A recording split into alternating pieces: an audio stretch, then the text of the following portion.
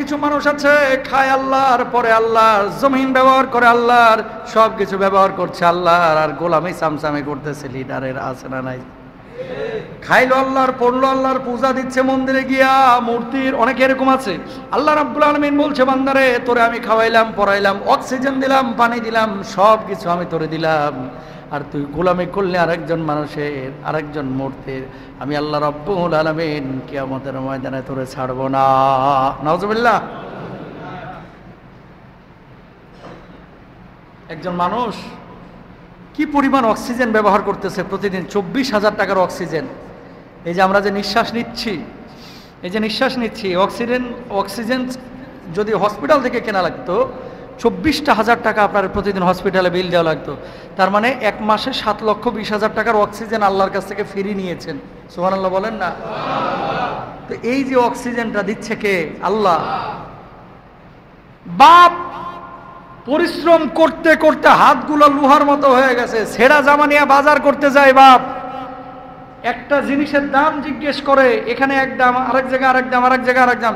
একটা লাউ কিনতে 4 দোকান ঘুরে, যাতে করে একটু সহজে লাউটা কেনা যায়, একটা সুলভ মূল্যে কেনা যায় লাউটা যেন 2 টাকা কমে আমি কিনতে পারি। এই জন্য 5 দোকান 7 দোকান কিন্তু বাপ ঘুরতেছে। আর এই বদমাইশ এসে ফেসবুকে স্ট্যাটাস দিতেছে নেতার সাথে ছবি তুলা, আমার প্রিয় অভিভাবক। কথা বলেন না কেন? বাপ ঘাম ছুটে ফেলাইতেছে রিক্সায় পেডাল মারতে মারতে, বাপ চাকরি করতে করতে লুঙ্গি মুঙ্গি ছিঁড়ে ফেলাইতেছে, বাপ জামা ছিঁড়ে ফেলাইতেছে, বাপ সন্তানের জন্য পরিশ্রম করতে করতে তুলার মতো হাতগুলো লোহার মতো হয়ে গেছে রাজমিস্ত্রি কাজ করতে করতে। আর ছেলে গিয়ে লিডারের পেছনে চামচামি করতেছে, ছবি তুলে ফেসবুকে দেয়, আমার প্রিয় অভিভাবক। তোরে কয়দিন খাওয়াইছে তোর অভিভাবক? কথা বলেন না কেন? প্রিয় ভাইরা আমার, অবশ্যই যারা সত্য লিডার তাদেরকে আপনি মানবেন, লিডারের কাছে যাবেন যার কাছে দিন শেখা যায়, যার কাছে মানুষের মানবতা শেখা যায়, যার কাছে গেলে মনুষ্যত্ববোধ শেখা যায়, যার কাছে গেলে দেশ প্রেম শেখা যায়, যার কাছে গেলে মানুষের প্রতি ভালোবাসা মায়া শেখা যায়। এরকম মানুষ পাইলে অবশ্যই তার কাছে যান। আর যে লোকটা সুদখোর, যে লোকটা মদখোর, যে লোকটা মেয়ে নিয়ে ফুর্তি করে, যে লোকটা আজে বাজে কাজ কাম করে, যে লোকটা জুমার মসজিদেও আসে না, যে লোকটা 5 ওয়াক্ত নামাজও পড়ে না, যে লোকটা আরেকজনের হকের ব্যাপারে সোচ্চার না, যে লোকটা আরেকজনের আইল ঠেলে জমি দখল করেছে, সে তোমার অভিভাবক হতে পারে না, সে তোমার লিডার হতে পারে না। তুমি যদি সেই লিডারকে সমর্থন করো, তুমিও তার সাথে হাসরের ময়দানে উঠবা। ঠিক কিনা ভাইরা? সুতরাং ব্যক্তি নির্বাচনের ক্ষেত্রে এগুলো খেয়াল করতে হবে প্রিয় ভাইরা আমার। হ্যাঁ, তোমার বাপ 26 বছর তোমার জন্য কষ্ট করতেছে, বাপরে কোনোদিন একবারও বললা না আব্বু তুমি আমার প্রিয় অভিভাবক, আব্বার জন্য কোনোদিন মনটা তোমার কাঁদে না, আর ওই চটি লিডারের জন্য তোমার কলিজাটা ফাইটে কান্না আসে, বুঝতে হবে তোমার ভেতরে সমস্যা আছে প্রিয় ভাইরা আমার। আবারও বলে, আমি লিডারের বিপক্ষে না, আমি পাপিষ্ঠ লিডারের বিপক্ষে। সৎ লিডারের সঙ্গে থাকবেন যারা আল্লাহকে পছন্দ করে, নবীকে পছন্দ করে, নামাজকে পছন্দ করে, কোরআনকে পছন্দ করে। ইনশাআল্লাহ জোরে বলেন ইনশাআল্লাহ।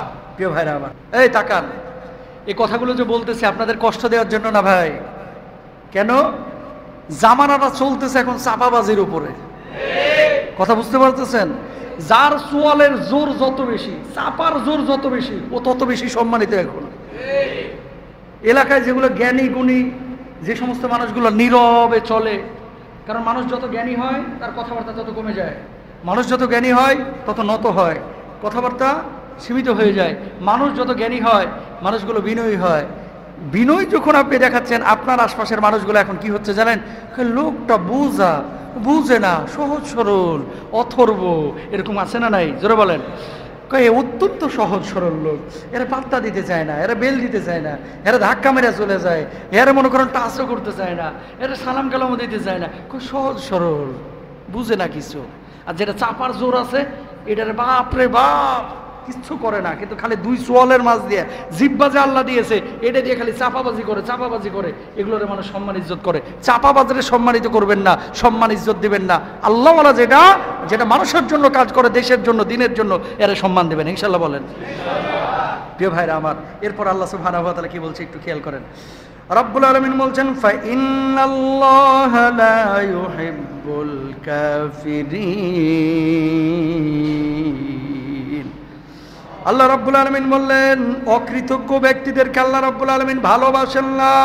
এমন কিছু মানুষ আছে যে মানুষগুলোকে আল্লাহ রাব্বুল আলামিন সুস্থতা দিয়েছেন, 40 বছর 50 বছর এই মানুষগুলো সুস্থ জীবন যাপন করছে, টাকা পয়সা আল্লাহ তাআলা ভালোই দিয়েছেন, রুটি রুজির ব্যবস্থা করেছেন।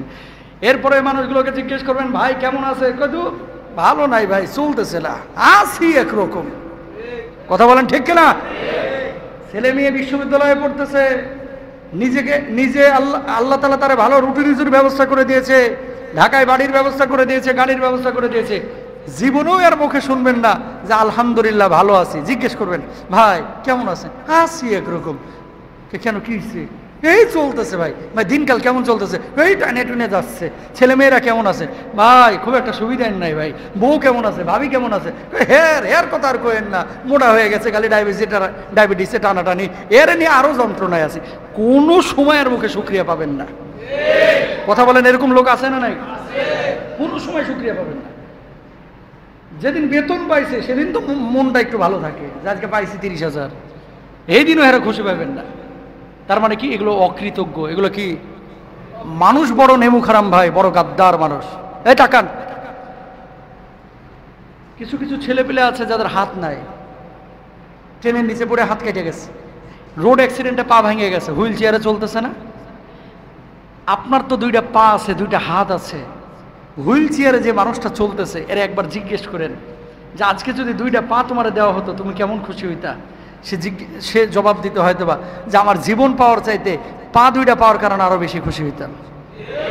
কথা বলেন ঠিক কিনা?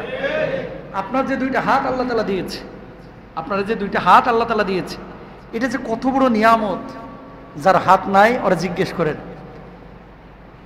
ফেসবুকে মাঝে মাঝে একটা ভিডিও আমার সামনে আসে, কি যেন নাম, আব্দুল মতিন নাকি, আল্লাহ মাফ করুক, ছেলেটা নাকি ওই আর্জেন্টিনার পতাকা দোকানের ওপরে উড়াইতে গিয়া কারেন্টের সাথে লাগিয়া 2 হাত 2 পা নষ্ট হয়ে গেছে। এখন হুইল চেয়ারে শুধু শরীরটা নিয়ে চলে।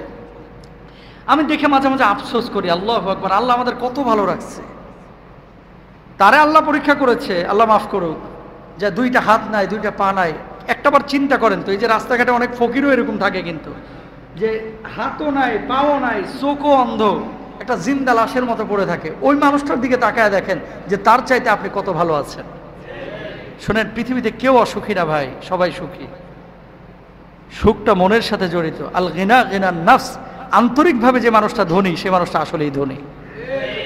আপনি যদি সবসময় এই জিনিসটা চিন্তা করেন, টাকা আল্লাহ আমারে যাই দেখ না কেন, আমি তো সুস্থ। আপনি যাওয়ার পরে পেট ভরে ভাত খাইতে পারতেছেন, আরে আপনার জায়গায় অনেকে আছে 2 কাপের বেশি ভাত খাইতে পারে না ভাই, নিষিদ্ধ। গরুর গোশত 1 টুকরা মুখে নেওয়া নিষিদ্ধ, মিষ্টি একটা খাইতে পারবে না, নিষিদ্ধ। পায়েস 1 বাটি খাওয়া যাবে না, নিষিদ্ধ। আমের মৌসুম চলতেছে, এত সুন্দর সুন্দর আম, একটা আম খাওয়া যাবে না, নিষিদ্ধ, ডাক্তার নিষেধ করছে। খেয়াল করেন, কই আল্লাহ তাআলা তো আপনার ওই পরিস্থিতিতে রাখে নাই। আল্লাহ তো আপনার অনেক ভালো রাখছে। এই জায়গাটা কেন আমরা বুঝি না? কেন আমরা বুঝি না যে আল্লাহ তার থেকে আমাকে ভালো রেখেছে? যদি এই জায়গাটা আপনি চিন্তা করেন, আল্লাহর নামে হলফ করে বলতে পারি, পৃথিবীর কোনো মানুষ এইভাবে বলতে পারে না আছি একরকম, কখনো বলতে পারে না। ঠিক কিনা? মুমিন সুখে শুকরিয়া আদায় করবে, দুঃখে সবর ইখতিয়ার করবে, অবলম্বন করবে, ধৈর্য ধারণ করবে। সুবহানাল্লাহ বলেন।